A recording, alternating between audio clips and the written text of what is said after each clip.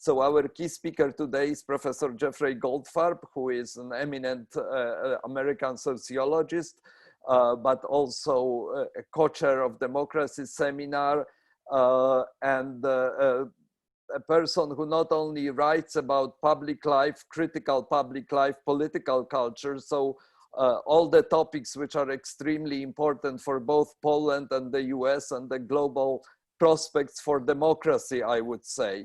I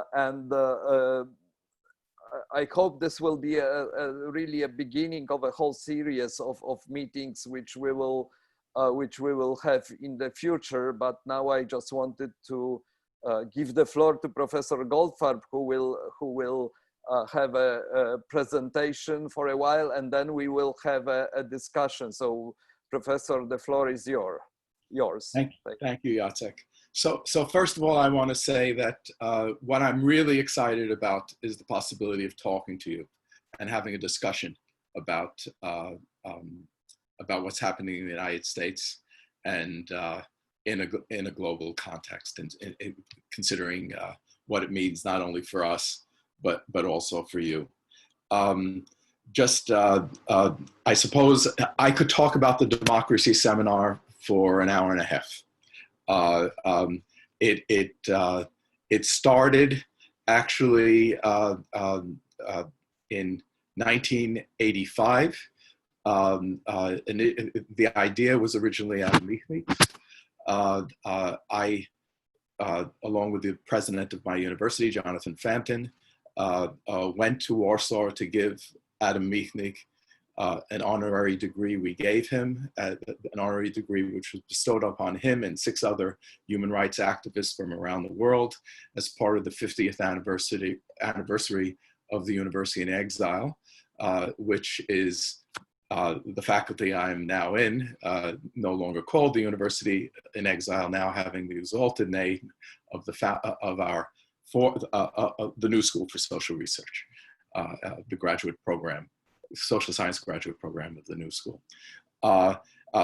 We gave, Adam was given an honorary degree in New York, but was in jail, so he couldn't come to New York, and in his stead, Czesław Miłosz accepted the degree and read a letter from Adam, the famous letter to General Kiszczak.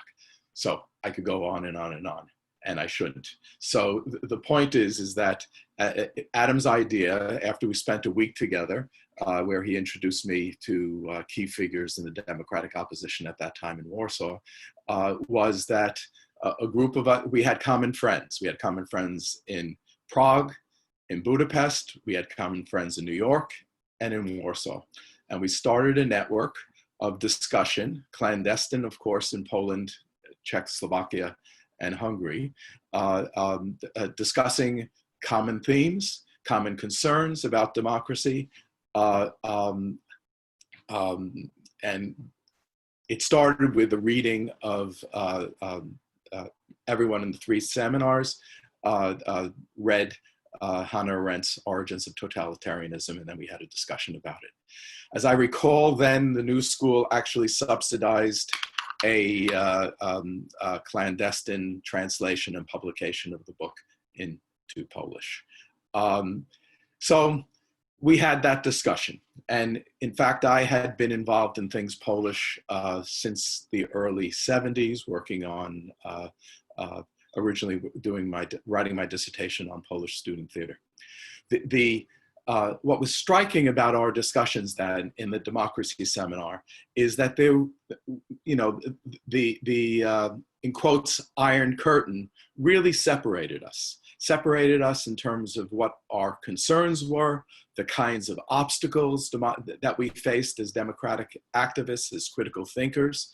We had common normative commitments in very, very different contexts. And to realize, to work towards our common normative commitments required different types of work. And we actually could learn from each other. I mean, I'm very, very proud of the New School's relationship with Polish scholarly and intellectual life, that it's characterized by a two-way learning process. Much of my work actually was informed by critical thinking of Polish thinkers. So it wasn't the wise Americans, the experienced Democrats learning from, teaching the people who knew very little the truth, but there really was learning that went both ways. The situation, so we established a democracy seminar. The section in Czechoslovakia never happened because it was too, the repression there was too severe. But there were meetings of the democracy seminar, alas, never chaired by Adam during the communist period. Jerzy Szatsky chaired it, and in the post-communist period, at least initially, Edmund Mokshitsky chaired the democracy seminar in Warsaw.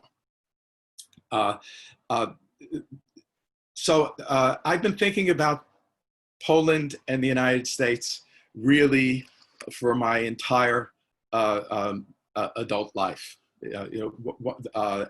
And what's really striking to me about this thinking between Poland and the United States, in some ways finding my intellectual home in the middle of the Atlantic.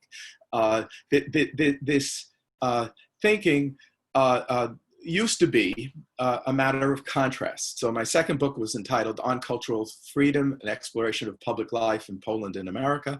And it wasn't a comparison between two countries that are in the same circumstance. The contrasts were actually central. Now it strikes me that, as indicated by the title of my presentation today, we're all in the same boat. That essentially the problems that you face and the critical election choices that you, alas, recently had have remarkably similar qualities to the problems that we face and the types of election choices that we have. You know, there are different personalities. There are important different details. Trump is no Kaczynski. Trump is a special sort of character, and his character actually has a remarkably powerful impact on our public life, and in fact on life and death in America. Nevertheless, the political problems are quite similar. So I think of this similarity as being summarized by the idea that we live in fractured societies that are polarized, and these fractured societies, this fractured society that is Poland, this fractured society that is the United States, actually, this manifestation is actually shared around the globe. It's planetary. And it leads to electoral struggles that are really fundamentally unhealthy. So that I think, you may disagree, you can inform me if I'm mistaken, but I think that the election, the recent election in Poland was in some fundamental way a struggle between democracy and its opposite, democracy and authoritarianism. And I think this has been with you for quite a while. The shocking thing for me now, and I view this as a very, very severe problem, that the same is true for us right now. That I think the elections in November in the United States formally are going to be between Trump and the Republican Party and Biden and the Democratic Party. But I think that the election really is about the continuation of democracy in America or the continued undermining of democracy in America. Healthy democracies don't pose this question as, this shouldn't be a question of election. The election should be between Democrats who hold opposing positions, that view each other as opponents and not as enemies, and who view the election results as not, the election contest as not being about the existential, the continued existence or and flourishing and development of democracy or its fundamental undermining. So, I think this is the political situation that we find ourselves in, you as well as us. And Lala is from Romania originally. I think the same thing happens in Romania. The same thing, we had a meeting, we convened a webinar, the Democracy Seminar, of people from Brazil, South Africa, Canada, Romania. You're going to help me if I'm forgetting anyone. Slovakia, Poland, the United States.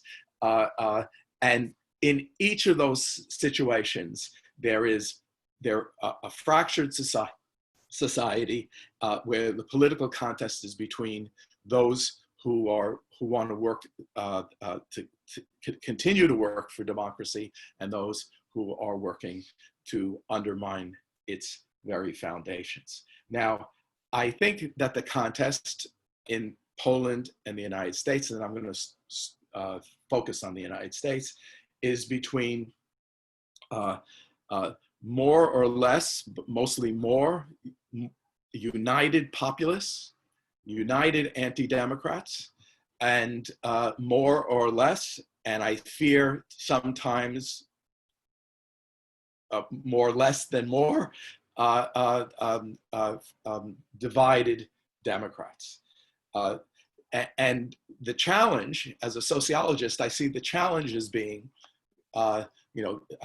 mechanical solidarity versus organic solidarity. So that the struggle for the democratic oppositionists is a struggle to actually recognize differences, appreciate differences, but understand common concerns and our mutual responsibility, obligations, and dependence on each other. And so that, and I have to say that my report from the United States it is a relatively optimistic one. So that the major challenge, and I think that this wasn't the case in Poland, it's my sense, until maybe the very last minute, and maybe it came too late. But in the United States, it has come that the center left and the left have actually, without burying their differences, are now uniting around a common platform, a political candidate, and actually a whole series of political candidates that make me relatively hopeful about the victory of the Democrats and the victory of Biden in November. I'm dismayed that I feel the stakes that the stakes are so high, but I'm hopeful that we're going to win it. And I have to say that this form of organic solidarity includes the right, includes the center right, so that the most exciting opposition these days, from my point of view, to Trump actually comes from a group called the Lincoln Project, which are a group of conservatives who oppose Trump and who oppose the Republicans. They are former Republicans. They include former Republican officials. They include, alas, people who are responsible for this mess that we're in. William Kristol is the one who discovered Palin for McCain, and he's one of the leaders of this right of center opposition to Trump. So I think that this kind of solidarity is actually happening. I'm hopeful, though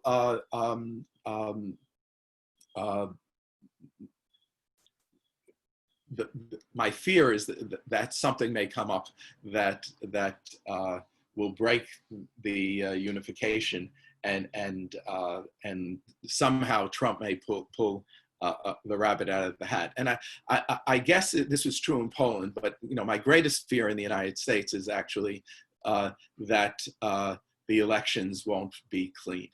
That the greatest danger right now, in my judgment, is that my vote won't count. And not that where I am is in very much great danger. New York is overwhelmingly anti-Trump. I actually am someone who's open to meeting people who I disagree with, and I actually seek them out. But I have a very, very hard time finding someone that I know in my social circles, academic and non-academic, my neighbors, where I go to my gym when it was open. It was very, very hard for me to find a Trump supporter. But in any case, my fear is that that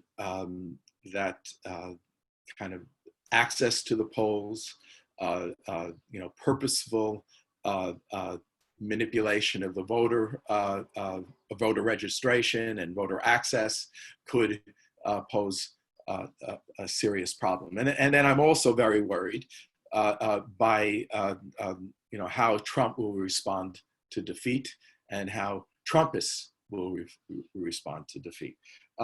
Jacek, give me a sense of how much longer do you want me to talk for?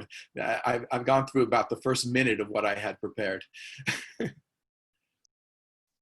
I don't hear you.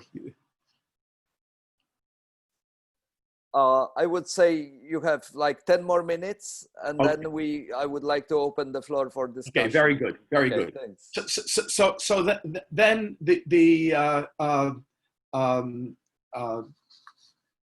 I got through.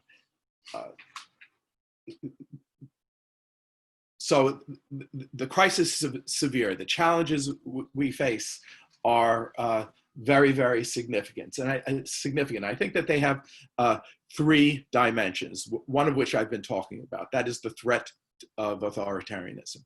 And the other two dimensions have to do with the challenges and opportunities presented by the pandemic of COVID-19 and the legacies of slavery. I think it's very, very interesting what has happened during during the pandemic. The pandemic has, as we've been socially isolated, the pandemic has ironically revealed the nature of our society more vividly than perhaps than ever before. So that one thing we've come to realize, I think, is that actually that we need the government, that we need the state. Americans are prejudiced against, not this American, but many Americans are prejudiced against state intervention into our freedom. But the incredible ineptitude of the Trump administration and of our public health institutions, the defunding of those institutions over the last 20, 30 years, the consequences of those things are immense, and they're very, very clear to see.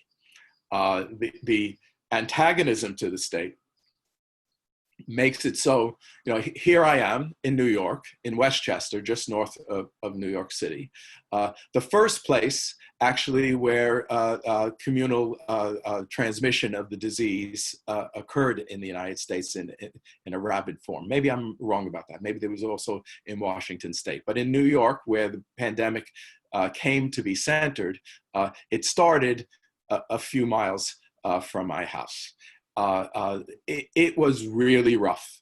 I decided not to go to Poland, and the next thing I knew, the virus was everywhere, and I was confined to my house. And I confined myself not just because that was my contribution to the public good, and because I anticipated the possible dangers of the future. The dangers were actually outside my front door, and it's real. I'm a very proud New Yorker. We did suppress the virus. My daughter lives in Paris, and I can't visit her as I can't visit you because you won't let me come right now. And but for good reason, because the virus is raging now in the United States, and the ineptitude of the Trump regime, but the problems of American individualism are strikingly revealed right now. The enduring legacies, problematic legacies and consequences of slavery and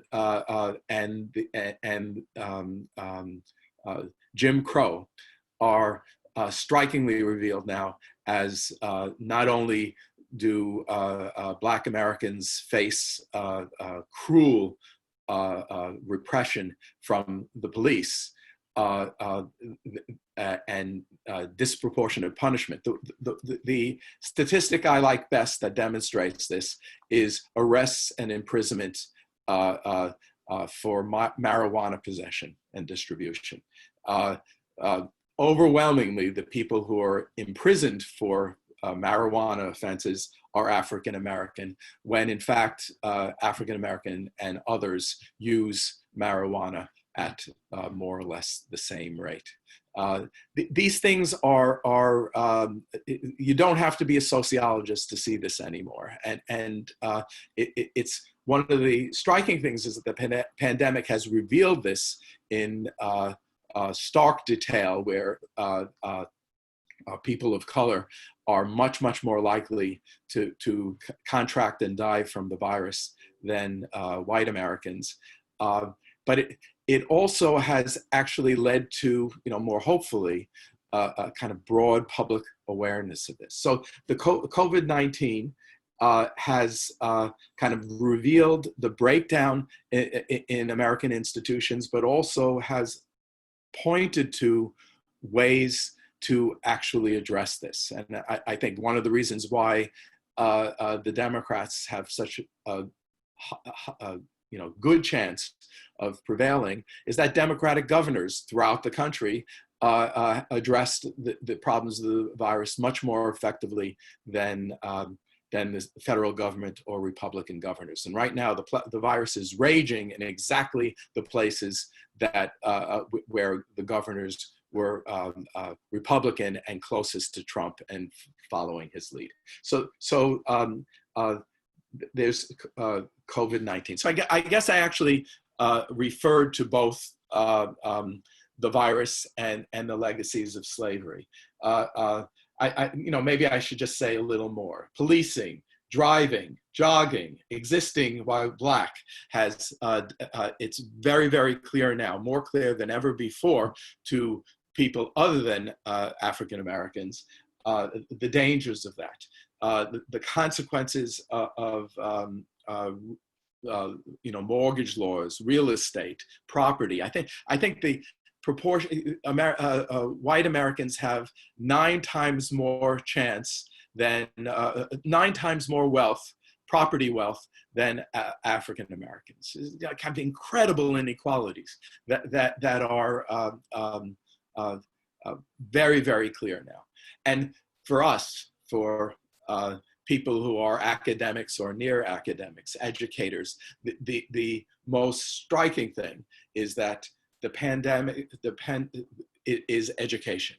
The pandemic has severely affected poor Americans, Black Americans, Latinos. The children are really suffering right now to a degree that affluent American children are not suffering. So this is now on the Democratic parties. These things are now on the Democratic Party agenda. There used to be some tension between the pragmatists and the radicals about fundamental tensions about the urgency of addressing these issues. Obviously, healthcare is an important part of this. There still are tensions, but they're not fundamental tensions anymore. And another reason why I am relatively hopeful. So the promise of the moment, consider the virus as the independent variable. And I think that there are all sorts of positive results of that independent variable. For me, I don't know if you just heard that bird singing, I live right near a forest. My whole, for the 20 years that I've lived here, I stayed away from running in the forest because of Lyme disease. Everyone said it's infested with ticks, you're not supposed to go in there. Well, I couldn't go anywhere else, so I went there, and now I'm enjoying running in that forest all the time. I also live by the Hudson River. Everyone says that the Hudson River, one can't swim there. I'm now swimming in the Hudson River every day because all the pools are closed and all the gyms are closed. That's kind of personal. Professional, I think that there's, it's really unfortunate that we have to meet like this. On the other hand, we can meet like this. And we can meet like this even though Professor Sadorsky is in Australia. And there's, and Tomek is in Lublin, and Jacek is in Warsaw. We've learned now how to use this technology. It's really much nicer to be with each other. But on the other hand, we're with each other, and we're with each other in ways that we previously couldn't be. So that the capacity of new media to create connections and solidarity are really striking. And then political, and I've alluded to this, that this struggle to get people who are different but have common interests, who have very different experiences, but common concerns and goals, has been facilitated by the pandemic. The urgency of connecting with each other is apparent, and we have acted on this urgency. And that's where activities such as the democracy seminar come in. Back in the good old bad days, my friends in Budapest and Hungary, Budapest and Warsaw would kind of take notes, maybe record, transcribe, and we would share notes. And they were going across, the Iron Curtain, of course, across sensitive borders, and we'd have something like a conversation. The day before yesterday, we spoke from 3 continents, adjusted for time, and really saw that we're all in the same boat. So I'll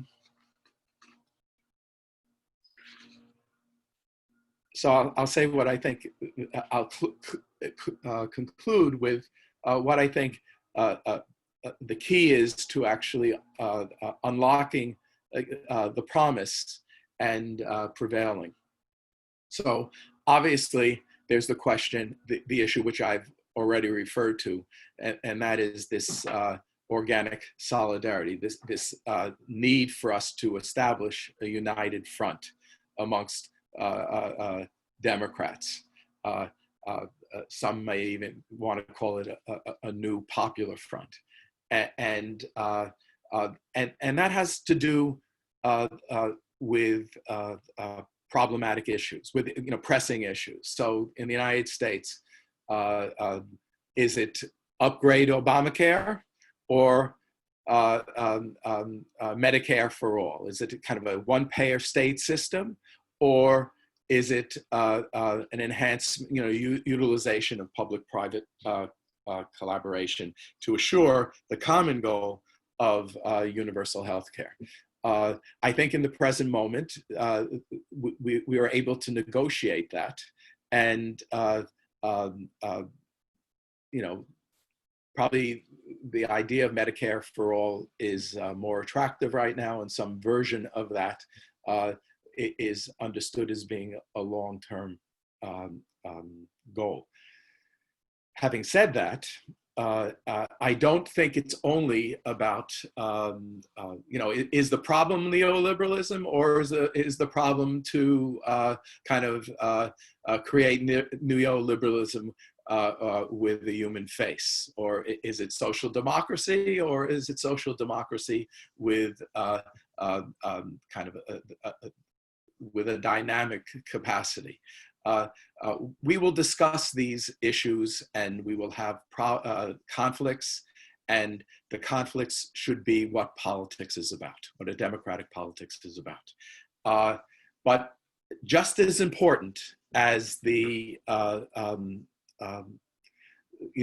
negotiation, the confrontation, the politics about competing political programs is the need to establish mutual respect, the need to kind of understand that one's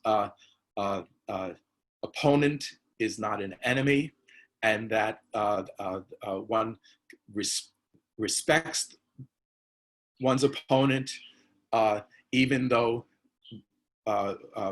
we hold different positions. And that requires, I wrote a book called The Politics of Small Things, and that requires gestures of understanding and respect. It's not only about holding one's position, but actually offering a shared understanding of one's opponent's fundamental humanity, kind of establishing a commonality that makes it possible for us to work together. Now, there are enemies. There are racists. There are homophobes. There are people who want to steal from the poor to give to the rich.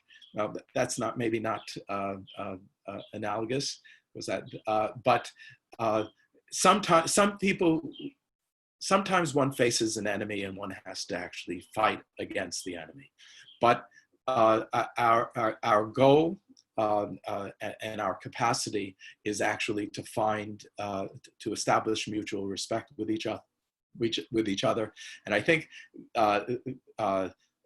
as far as actions go, and I can talk about this in more detail, later, is to establish the conditions under which such mutual respect can be created. And I'll kind of point to something that happened between Biden and Sanders officials. Biden actually established. Jeff, can I interrupt you now? Because maybe we can leave this part to.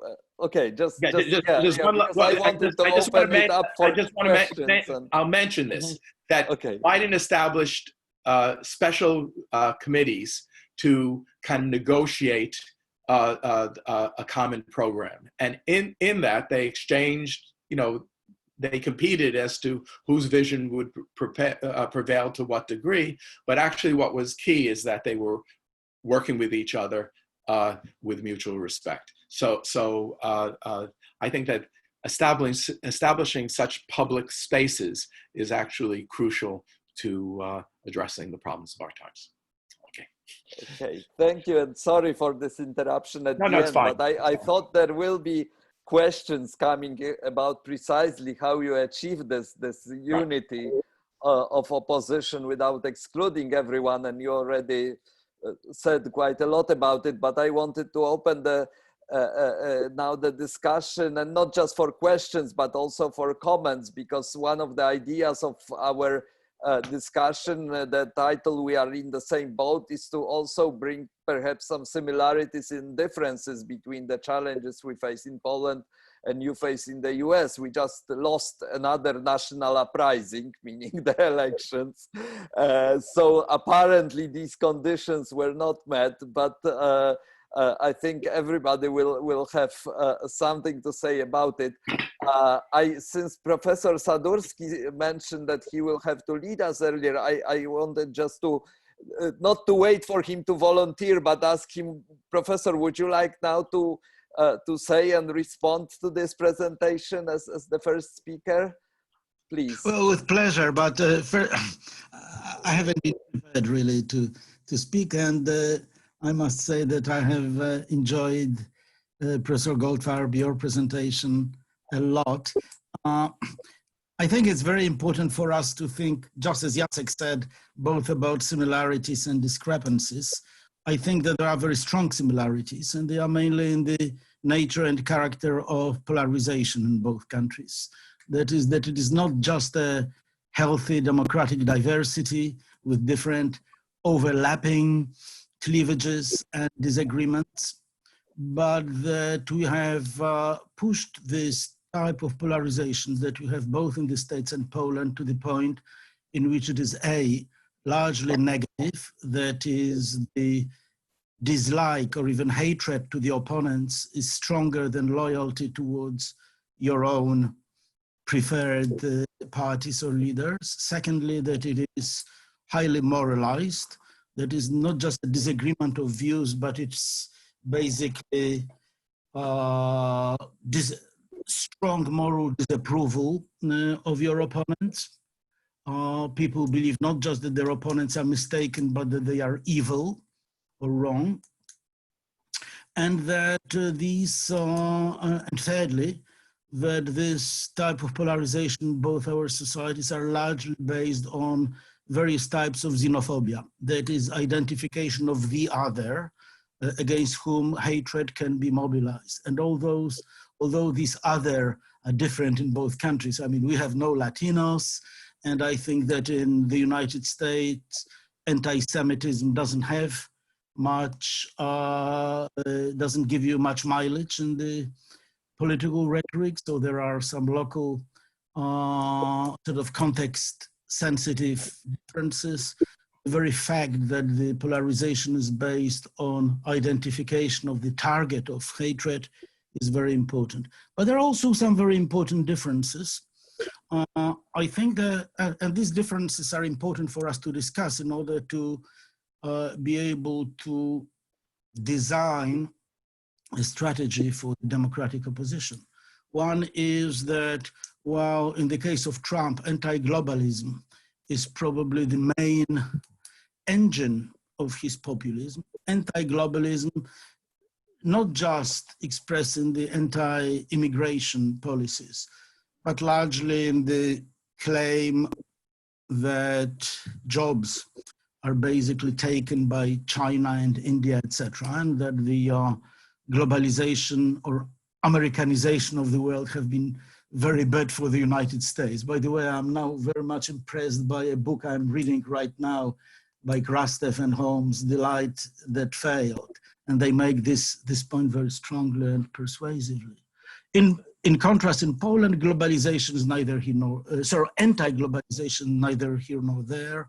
I don't think that, and that's contrary to what Krastev and Holmes claim, that Poles have this anxiety about globalization, about imitation of the others, that the imitation or emulation, to put it less strongly, is still something seen as good rather than bad in Polish society.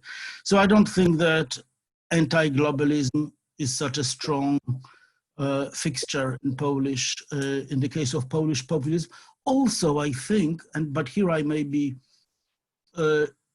more controversial or mistaken, I think that these appeals to the traditional lower middle class, in the case of the United States, mainly to the less educated white male working class as the victim of this cosmopolitan liberal elite and meritocracy, that in the case of Poland, it hasn't been really a very strong factor in the victory of populism. In contrast, in Poland, the main factors were appeal to the traditionalism, sort of anti-modernism, all sorts of forms of, well, anti-discrimination, LGBT, gender equality, etc. The question of religion and the fear of secularism and the collapse of traditional ways of life, and also xenophobia, either against immigrants, real or imagined, or against the local others. So I think these are important differences, and they somehow are reflected in different political configurations in the forces who fight against the populists in the United States and Poland. I think in Poland, the main problem with the recent election, in which after all, in the first round, there was a very healthy majority against populists, but this majority never managed to cohere into an electoral majority in the second round, because simply the democratic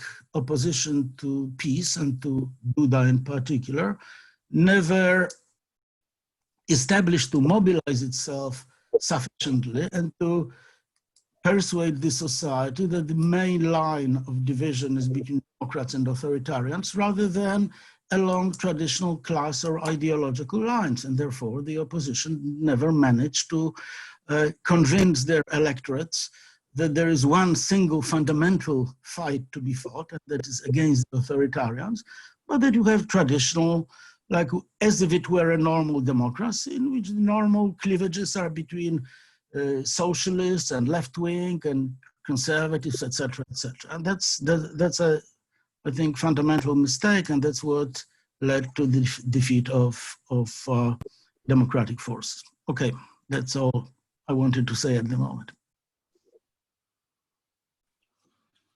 Thank you, Professor. And we have in our participant section of the Zoom, you can raise your hand if you want to speak now. So I see Tomek Kitliński raised his hand, so maybe I will give floor to him then. And if you want to indicate in this way that you would like to be the following speaker, please do so. So Tomku, the floor is yours. Thank you, Jacku. Jeff, I really adored what you've been saying and the amazing oppositions or dichotomies that you've been building. Healthy democracy versus unhealthy democracy, mechanical versus organic solidarity, clean elections versus dirty elections, commonality versus hostility. And I think these dichotomies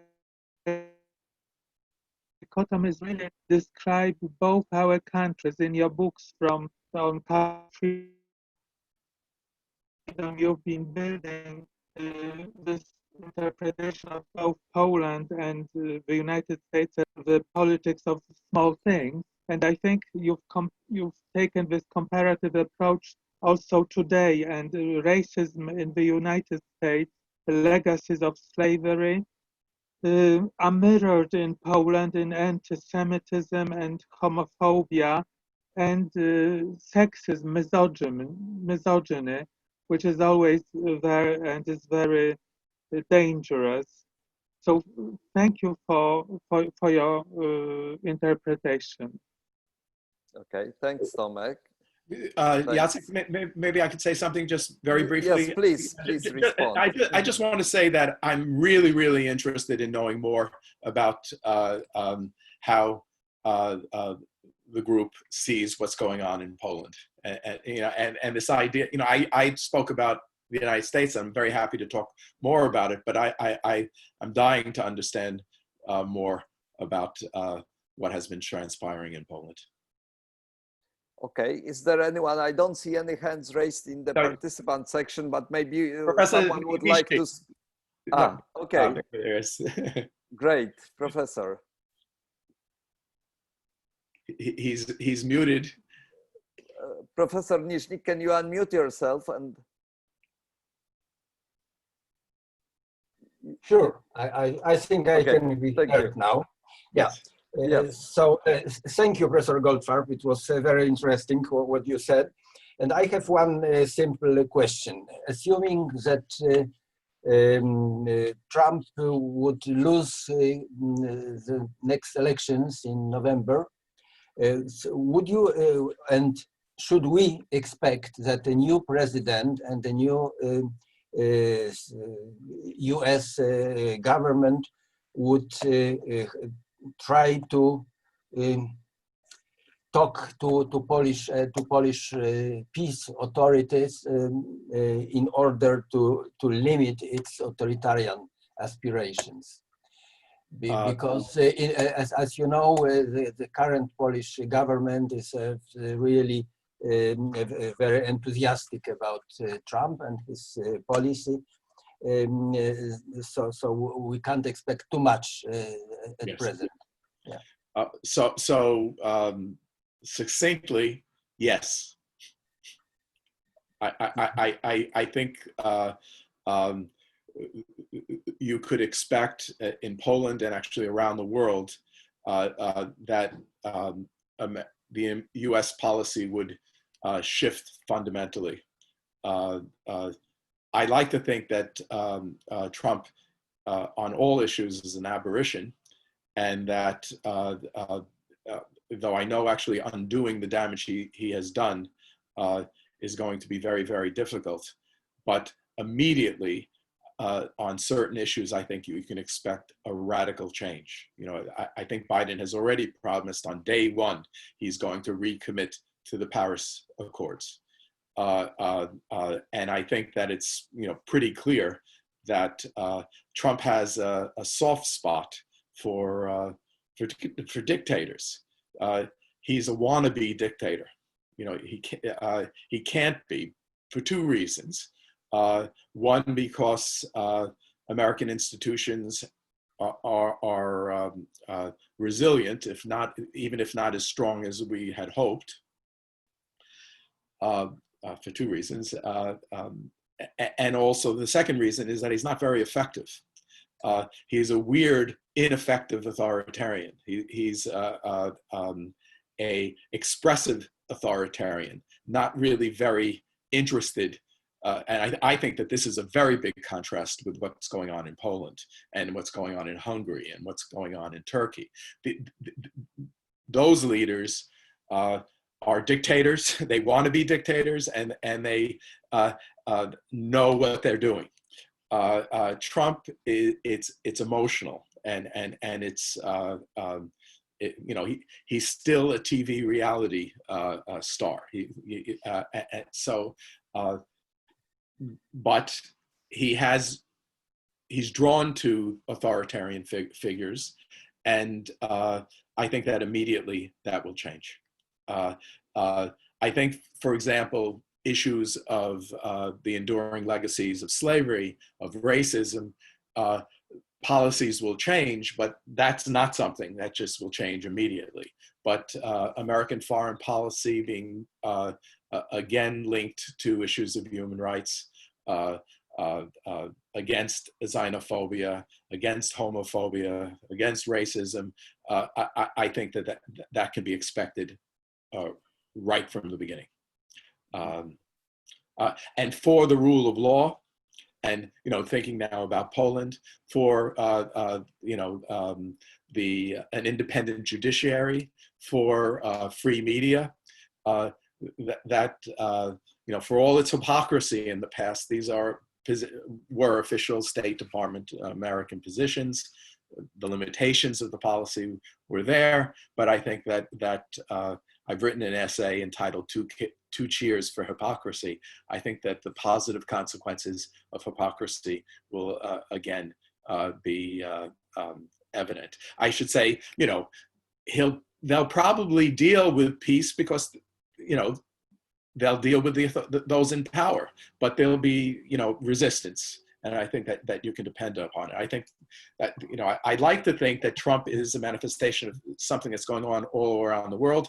Obviously, even though I think American hegemony is in decline, it may be disappearing, it's still a very powerful country. And I think that the results of it will be felt around the world. Thank you. May I still have one more question? Okay, and then Agnieszka, I think, wanted to speak. Yeah. Okay, so please. Because what worries me is not the authoritarianism which is rising in both countries, I mean in Poland and United States, but support for it. Yes, no, of course. Some things that, I mean, that something that some people name it as democracy fatigue, because in Poland, almost half of the population seems to support these autocratic tendencies. Also, we can't be sure that they know what they are supporting at present. Right. When they realize it may be too late. Right. So, but of course, the reasons in United States and in Poland for this support is quite different. Because in Poland, people assume that this is social policy, and the significant financial transfers for people created this support. In United States, it's probably something else. But in both cases, we have a substantial part of society supporting these authoritarian actions. So why? Why? Okay. Jeff, maybe I should let Agnieszka make her comment, and then we'll put together a couple of comments or questions. That's great. Let's have a discussion. And then get back to you. Yes. So, Agnieszka, please. Unmute myself.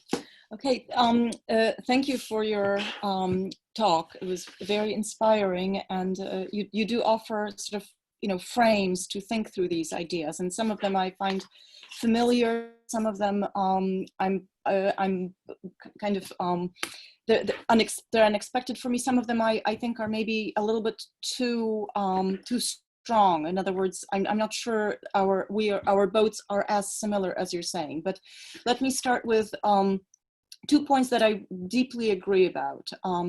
One is that the main problem is polarization, and that this is a polarization in which we are unable to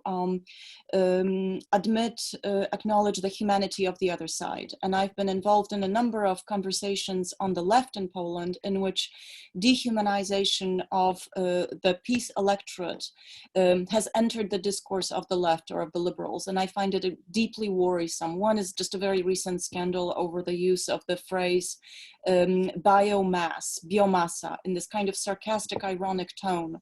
And so I think we need to be aware of the way that this polarization is actually produced by the populist right, that there are ways that they know what they're doing. In other words, when Duda, for instance, says that I am here standing under the white and red flag and they are standing under the rainbow flag, he's producing a kind of animosity on purpose, which is meant to produce hatred and violence. But on the other hand, we need to be aware of the ways in which we do it too. In other words, when Democrats, widely understood Democrats, dehumanize those who vote for populist right, for instance, by saying that they support authoritarianism. And we may think that about them, but that's not the motivation from their side. So I think that there's certain ways of talking that we need to think about that may be contributing to this moralizing polarization. Another thing that I really appreciated was your mention, and I thought maybe you could talk a little bit more about this, of the Lincoln Project and maybe some other places in which the Democratic camp is being joined and supported by moderate conservatives. I am not a conservative, never was, but I feel that the greatest damage that the populist turn has done to the democratic landscape is by basically killing civilized right-wing circles, either by subsuming them under this populist authoritarian project, or by marginalizing them. And I wonder what the equivalence might be in Poland. In other words, what would, if we were going to think strategically of broadening the base, who would be those civilized conservatives? And how do you talk the progressive idealistic leftists into allowing these people to join the broad democratic camp? I absolutely agree with both Professor Goldfarb and Professor Sadurski that the main aim is basically to convince people to the democracy versus authoritarianism frame. And I think we failed to do this because the modernity on steroids versus Polish tradition frame prevailed. And of course in Poland, and I don't think that happened because we didn't try, it happened because PiS has a monopoly on the media, which may be the greatest difference between Poland and the United States, right? That in Poland, there is no such thing as public media anymore. And in Warsaw, you may not see it because, you know, we read Gazeta Wyborcza and listen to Tok FM, which is a progressive radio station, but there are whole regions in Poland where the only media outlets are under PiS rule. There are two questions or sort of, I guess, problems with your framing that I have. One is that I heard you use the word authoritarianism. I think I heard populism, anti-democracy, dictatorship. I haven't heard you use the word fascism. And I wanted to ask about that. It may be because of the material that I'm reading right now. I'm investigating the roots of the anti-gender campaigns in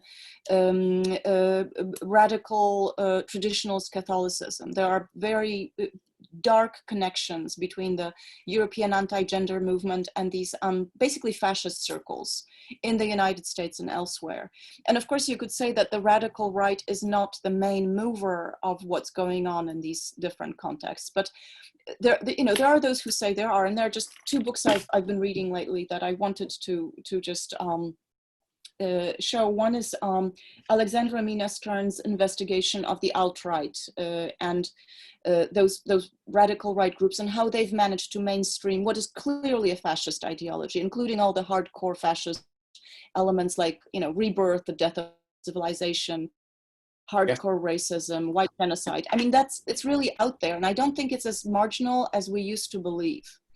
And another book which I'm a little bit more skeptical about, but it's very seductive to a cultural studies person trying to understand politics, and that's Jason Stanley's How Fascism Works.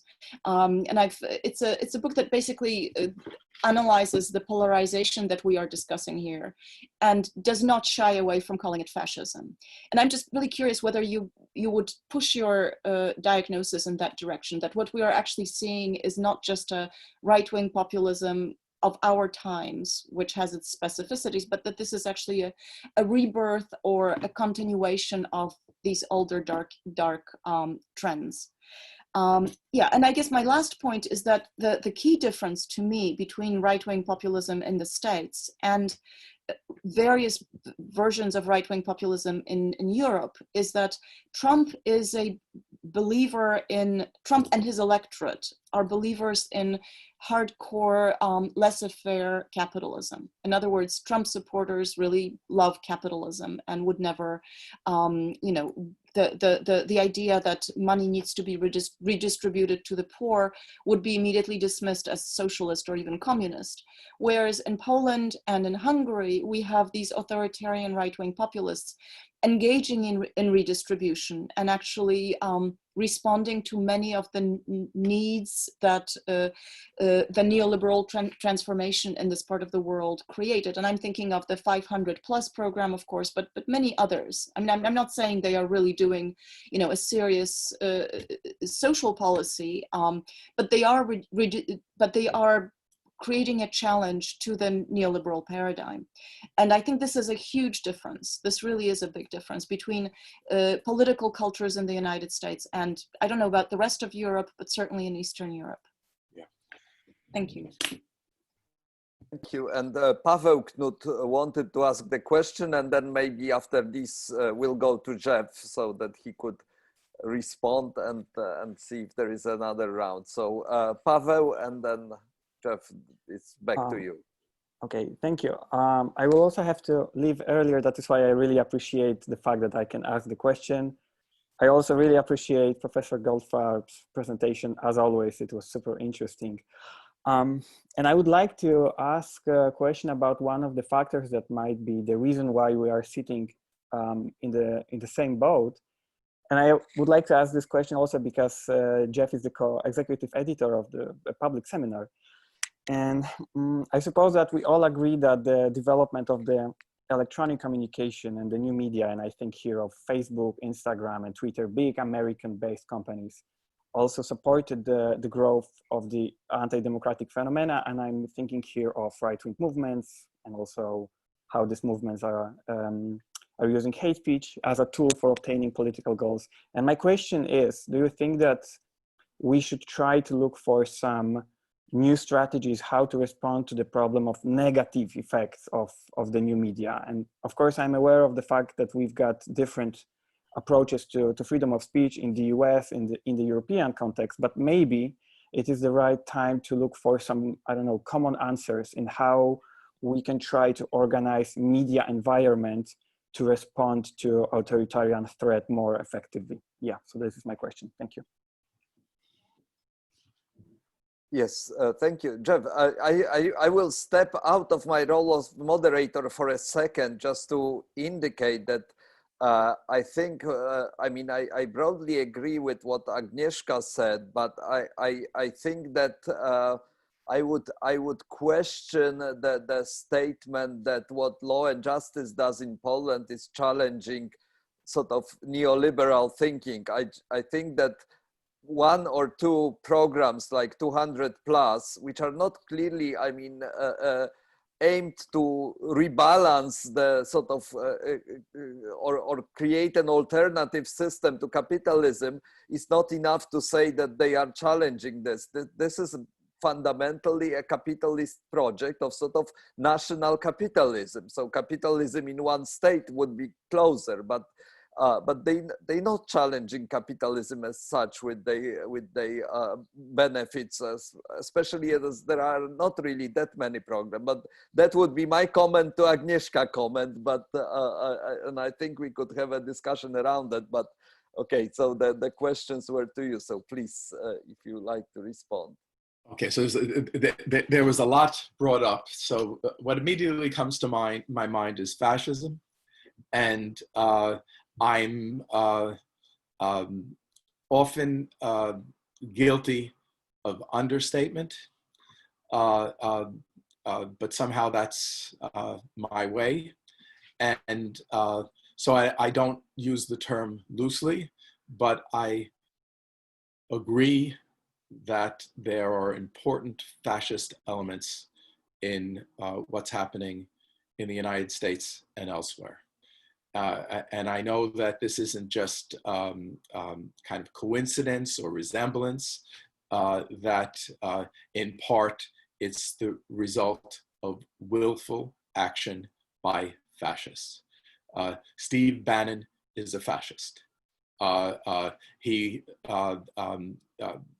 was in the White House. Trump, I don't think is a fascist, or at least not a self-conscious fascist, because he's not rational enough to be a fascist. He's not thoughtful enough to be a fascist, though he has very much has fascist instincts and acts like a fascist, fascist behavior. So maybe if you have instincts and you behave as a fascist, you are a fascist. But it's not a willful project. But there are willful fascists around him. And But fundamentally, his unseriousness is both provides us with breathing room and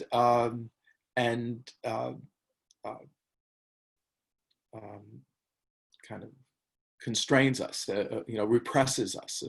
No, better yet, oppresses us. I don't think you can actually say what Trump believes. You can just look what he does and how he acts, and observe the consequences. And thankfully, often the consequences are that he's ineffectual, and that has to do with the fascist elements. On the other hand, his ineffectuality has resulted in thousands of deaths, which is, the state of the pandemic in the United States is just mind-boggling. So yes, it's just kind of style that led me not to use the word fascism. I think that there really is a fascist, a kind of neo-fascist, a kind of new type of fascism that's appearing worldwide, with important variations on a theme. I'll also say that one reason why I don't use the word fascist has it exactly to do with the project of how do you convince people who disagree with you? How do you convince Trump supporters, people who love Trump, to kind of see the errors of their ways if you call him and them fascists? So there's kind of a strategic dimension or tactical dimension to the word choice, I think.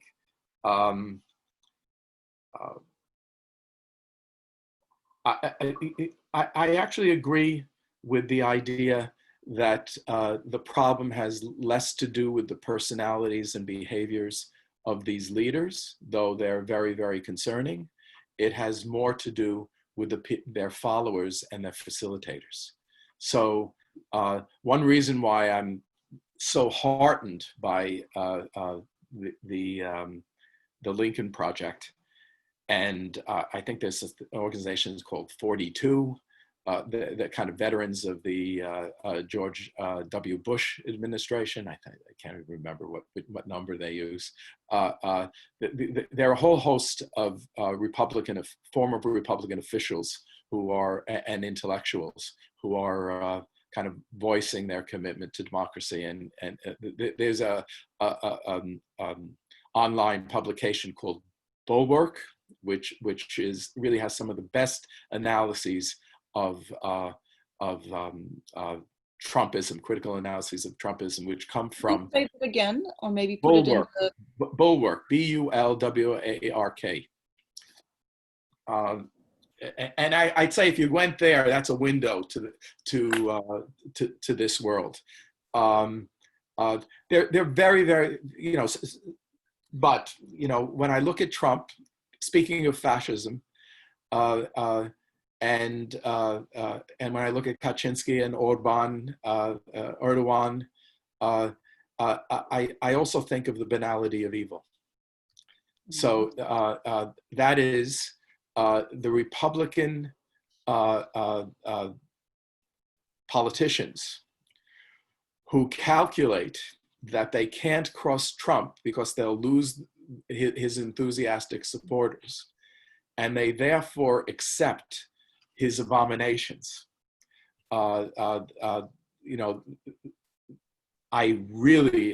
the people I'm most critical of. The people who, obviously you can't demonize everyone who supports Trump, but even if we have to understand them, and we have to kind of break them off from this delusion. So the United States is a precedent. Joseph McCarthy was very popular, and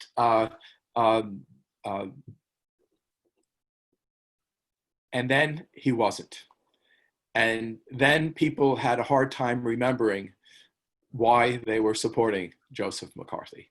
So the project now, it seems to me, the post-Trump project is actually to kind of redo that process of kind of making it so that people don't remember that they supported Trump. And then the task, the Republicans, I fear, are hopeless. But perhaps these Republican opponents of of the facilitators will then appear as the major party. So there will always be fanatics. There'll always, and I used to think that they're 20, 30% of the population, and the goal is to kind of marginalize them. What has happened worldwide is those marginal people are marginal no longer, and the project now is actually to re-marginalize them. Adam Michnik presented a lecture at the New School in the mid-1990s entitled "Gray is Beautiful." I don't know, is the essay well known in Poland? No. I don't think it's well known. I mean, yeah, maybe some of us read it, but I read it, but I don't think it's well known. I don't well, know. as you know, it has greatly moved me. It greatly moved me, and it's something I'm really committed to.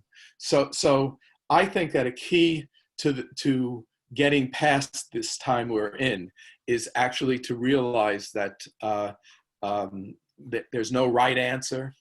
That you know, a good answer is better than a bad one. That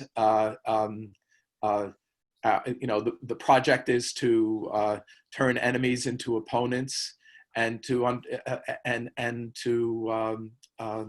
kind of get the left, right, and center together. I sometimes call myself a radical centrist, and what I mean that I'm on the left. But I think of myself as a radical centrist, and that I want people from the right, left, and center to actually, you know, who are principled. You know, the tradition is can be oppressive, but there's also wisdom in actually learning from those who struggled before us. So I want to listen to conservatives, but if that wisdom excludes too many people, excludes the recognition of the dignity of others, then I want to struggle against it. Let's see. I'm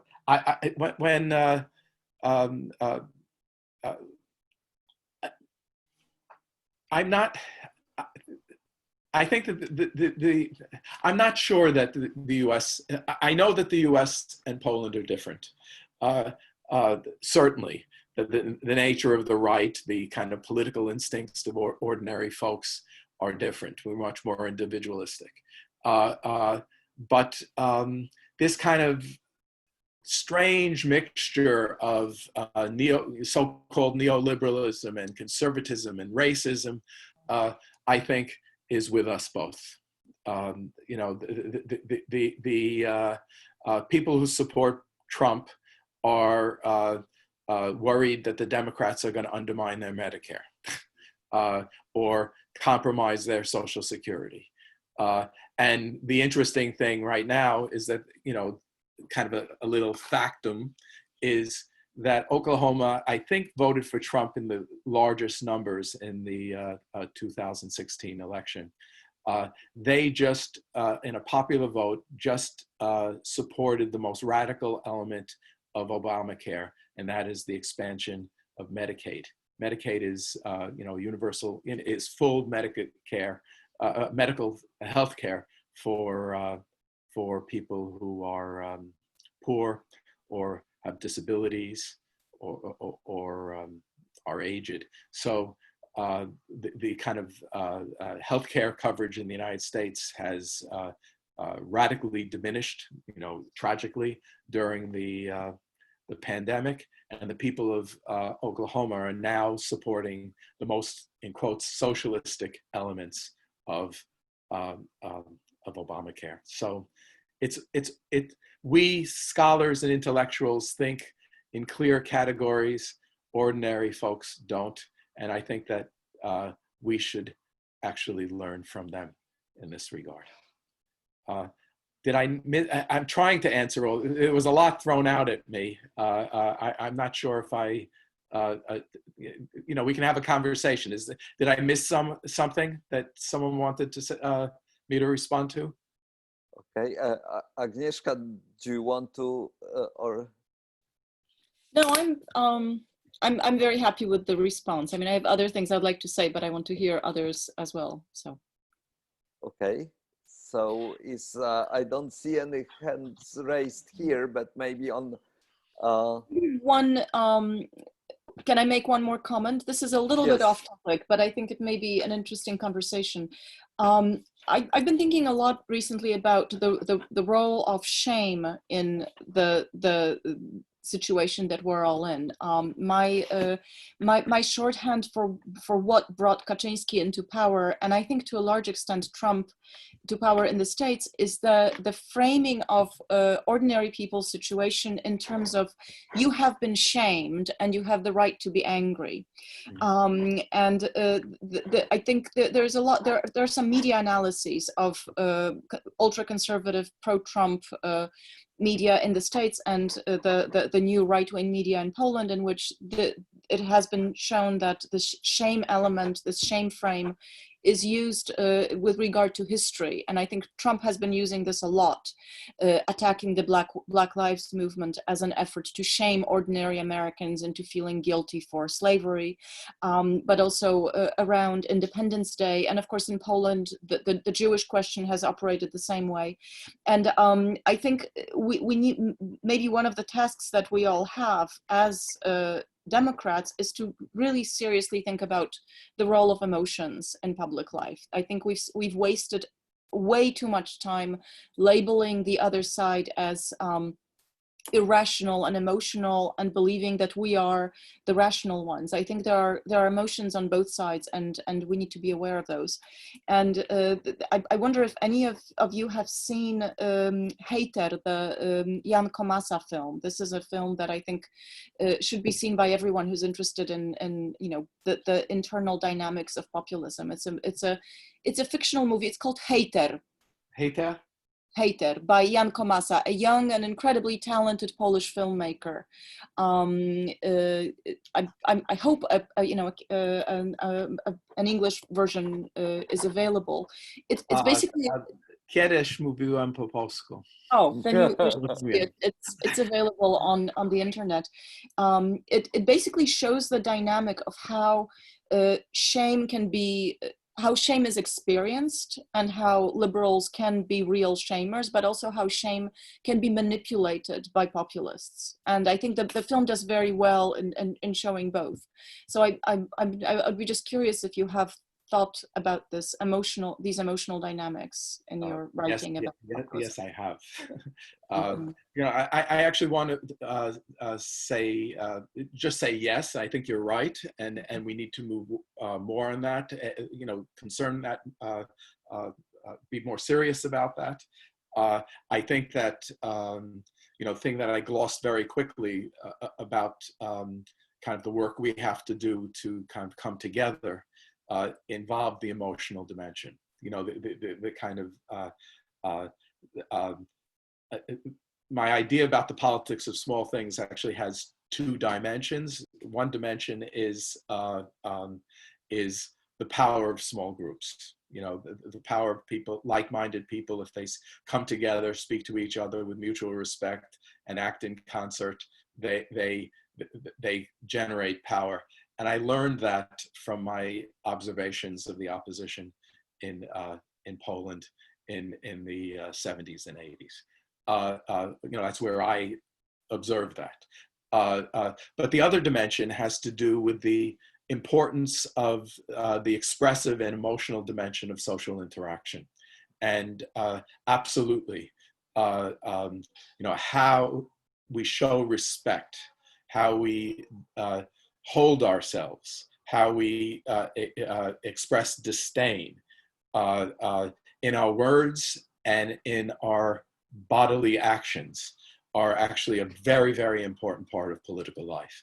So it's not just that we have doctrines that shame people, but just the way we speak. Just, my point, in the United States, and not only in the United States, there's a great deal of interest in so-called microaggressions.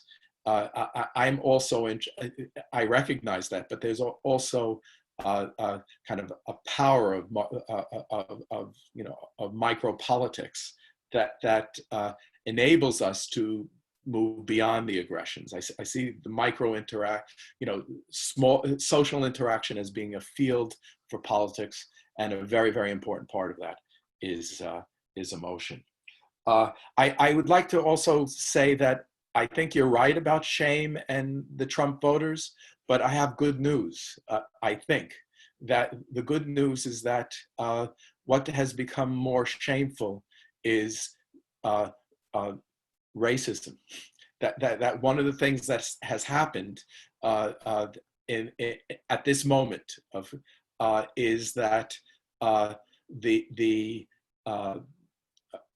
people are kind of more aware of the shame, of the disdain that people of color, women, LGBTQ people have experienced. And my basis of hope is I think that there's a remarkable change, and Tomek, you may want to agree or disagree, but I think you'll agree that the world has changed. I'll speak to Tomek directly. When we first met, what it meant to be to have a loving gay relationship, how that was viewed by the world, who you loved was viewed in one way, and we remarkably are in a different world now. There's been, maybe not in Poland, alas, but in the United States, things have changed incredibly. Globally, things have changed incredibly. Duda's campaign, to the degree to which it's known in the larger world, is viewed as being appalling. 20 years ago, it wouldn't have been viewed as appalling. So something really major has happened. We don't live.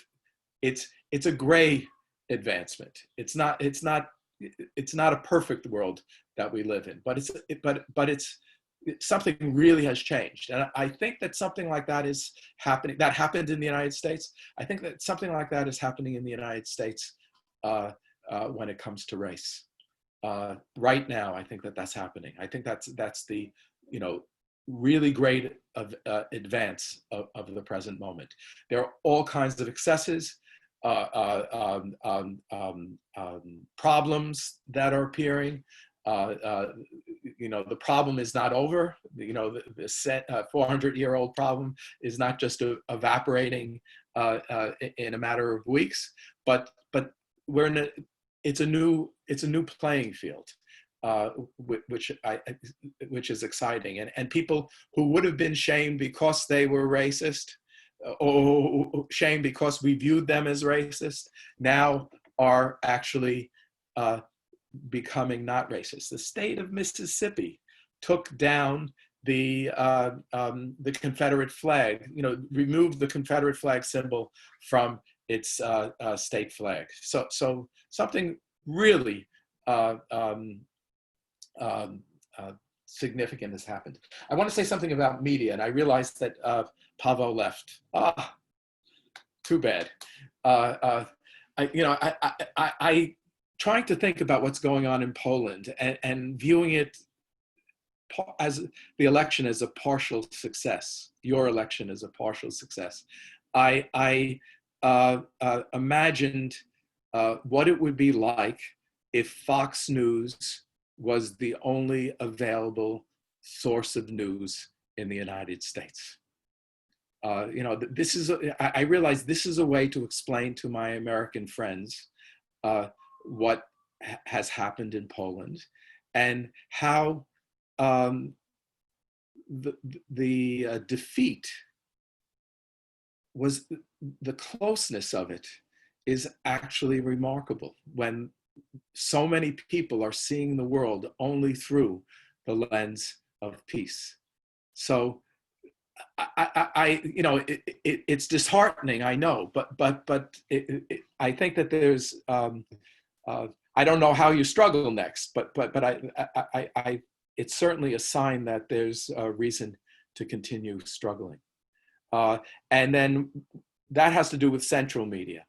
And it's true that Facebook and Twitter and the like, but especially Facebook, it is pernicious.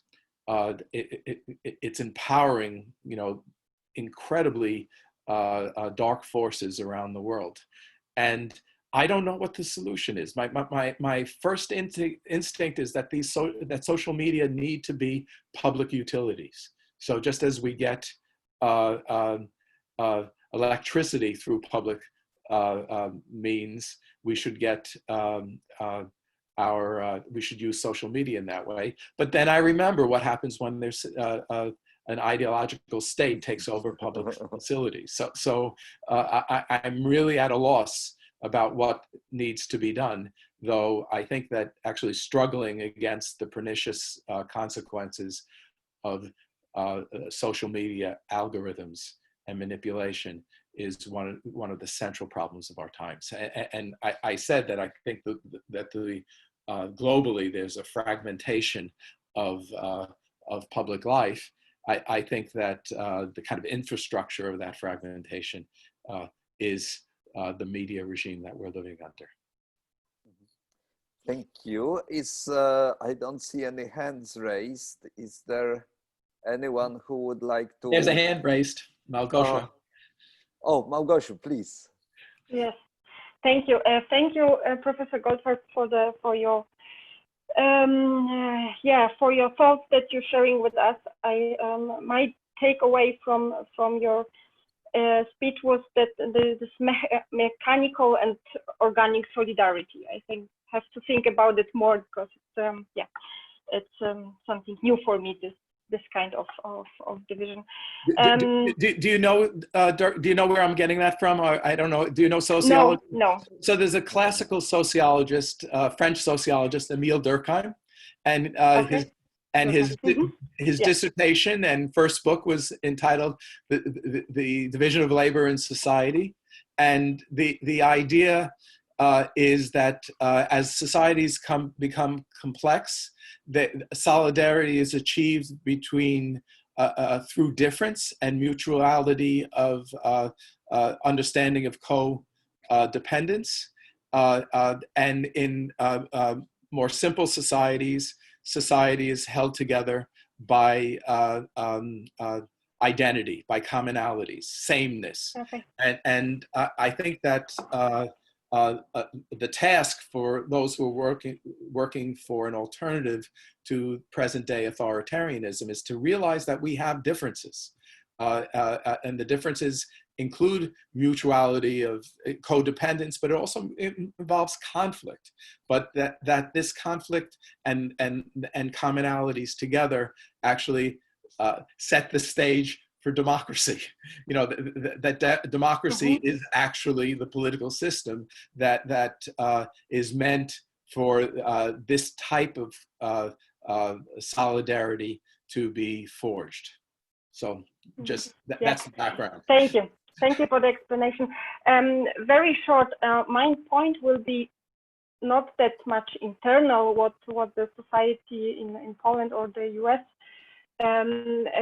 concerns, but as a person who is dealing more with international relationships, also with European policy, what is now interesting for me from the last double election, or how would you want to call this process that we already finished in Poland, or actually we don't finish because we have still the electoral protest to be dealt with by the Supreme Court and so on. But my point is that for me it's very interesting the development of how the West, the big brother in the West, is perceived in Poland. You started with the explanation about the democracy seminar, how you the big names, you know, from the West, and the big names here from Central and Eastern Europe, how you started, you know, to think about the transition and the bringing democracy here in Poland after the Iron Curtain fell down. And for me, the change now is that the division between the European Union as a part of the West and the US as a part of the West, because of the conflicts that the peace government has with the European Union, you know, with the Article 7 and rule of law, and all this stuff that we all know all in detail, so I don't have to mention it. The European Union is now, for our democratic camp, you know, the source of democracy, of still, you know, protecting the democracy, of being the bodyguard of democracy and rule of law. And the US, which used to play also the same role, now is supporting the populists. Yes. You know, and the visit of shame. You know, we're talking about shame. I'm ashamed. Yeah, I mean, I mean, of course, it's different from the U.S. perspective than from the Polish one. But the visit of Andrzej Duda in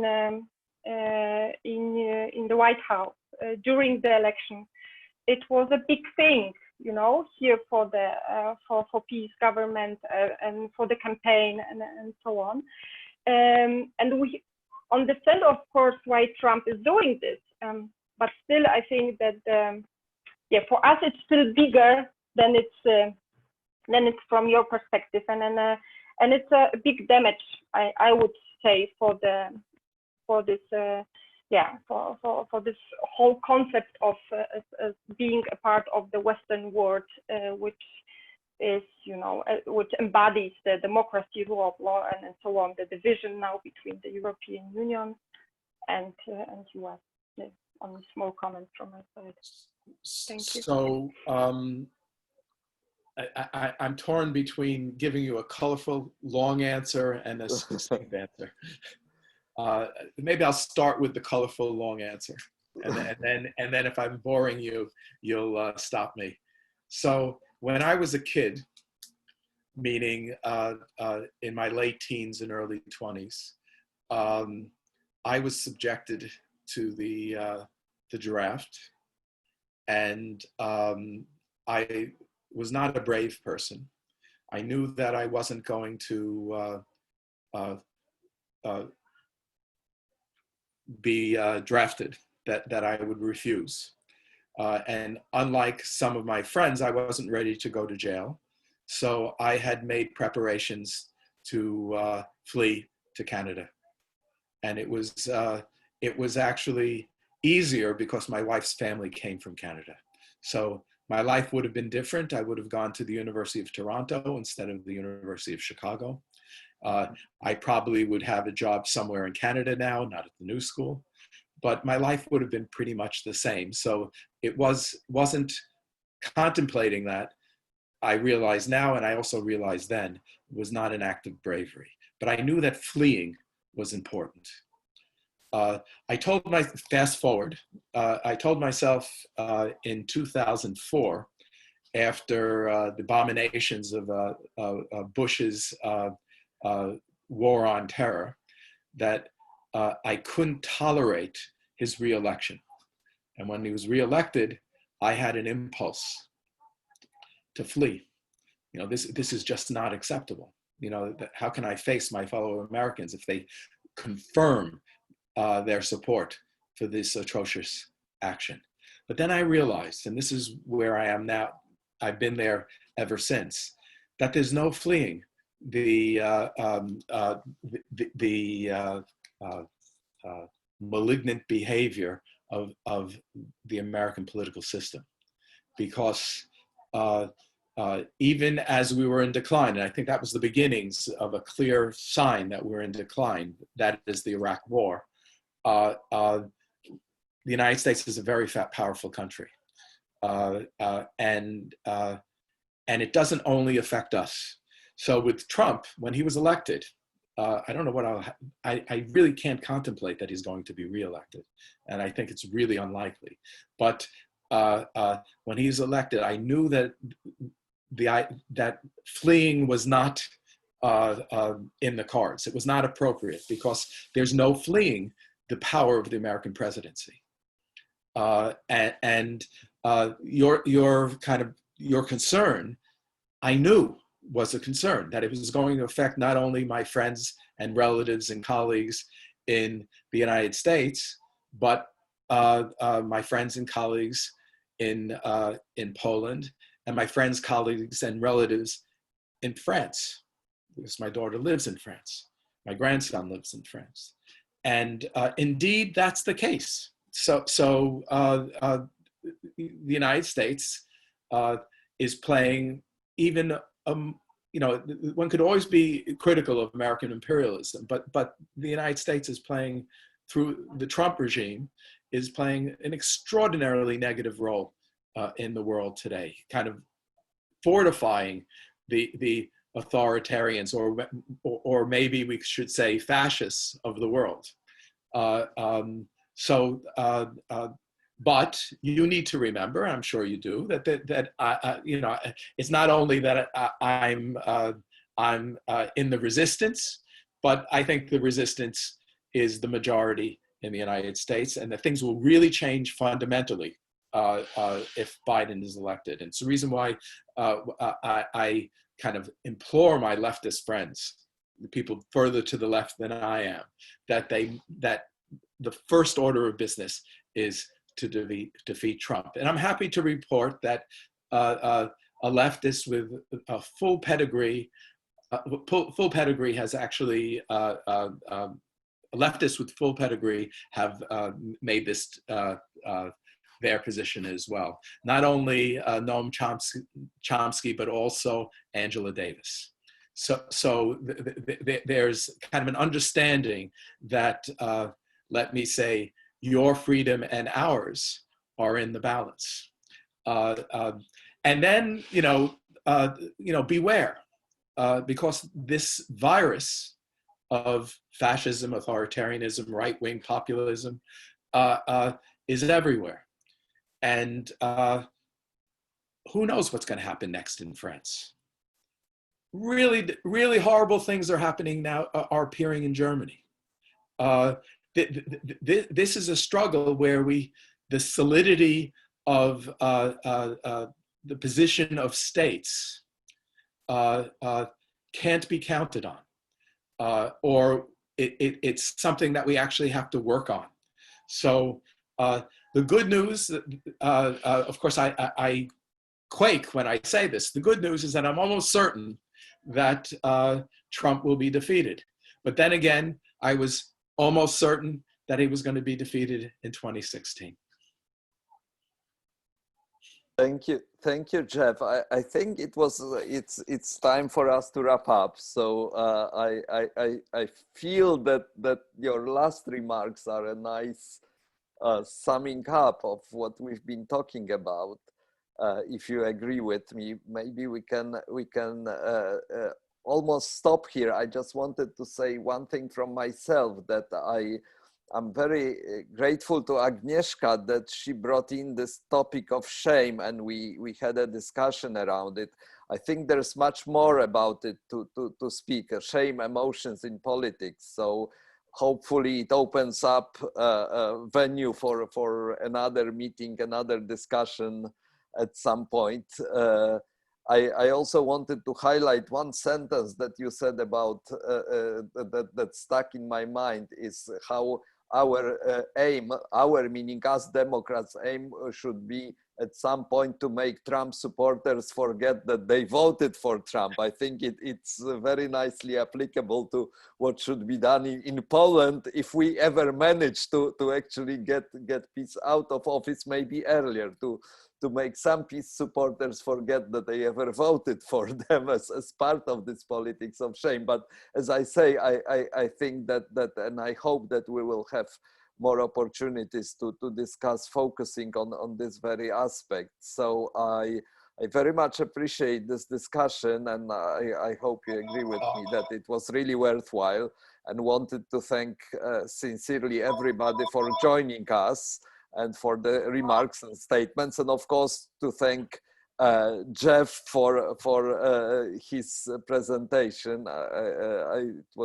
I mean, we've known each other for a long time, but I always learn something new and I listen to you. So thank you for this. And also thank you to Lala for all your hard work to put it together. So thanks everybody. And Jeff, I think you deserve the last word at this situation. So thank you. And I enjoyed the discussion. I have to admit that this new way of speaking to people still feels awkward, and I get nervous that it won't work at the beginning, but then magically we actually do get to know each other and have a kind of intriguing conversation. I agree with Jacek that the topic of shame is worthy of future conversation. And in the spirit of the democracy seminar, I really hope that we can organize something like that, and we'll organize it not only in all our branches. So we'll kind of communicate this to the people in Slovakia, Brazil, South Africa, Turkey, and so forth. And maybe we can have a gathering on that. Let's see, there was something else I wanted to say. That's really important. I hope that we can continue working together on this. It was fun. Thank you.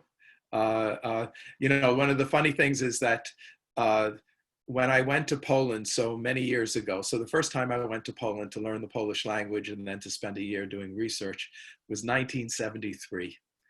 And what I came to understand is that as I studied Poland, I was understanding my country more clearly. And I realized also that when I speak to colleagues from elsewhere, I come to understand more clearly what I think, and what I think in conversation, because of our conversation, is enriched. So I really appreciate that about this event and about the project that I hope we're all going to be working on in the future. And speaking of the very near future, we just a moment, about 2 days ago, we had a webinar of the Democracy Seminar talking about the triple pandemics of authoritarianism, the virus, and racism. We also had Jacek, Elżbieta Matynia, and I had a conversation about the upcoming Polish elections a couple of weeks ago. And next week, the three of us are going to have a webinar on our thoughts after the election. And that's going to be the first of a number of, a series of webinars on our topics. And we could, for example, have a webinar with a couple of us discussing it on shame, for example. So I thank you for inviting me, Jacek, and for listening to me, everyone else. And I really enjoyed listening to you, and I look forward to working with you in the future. Okay, thank you, and goodbye, everybody. Good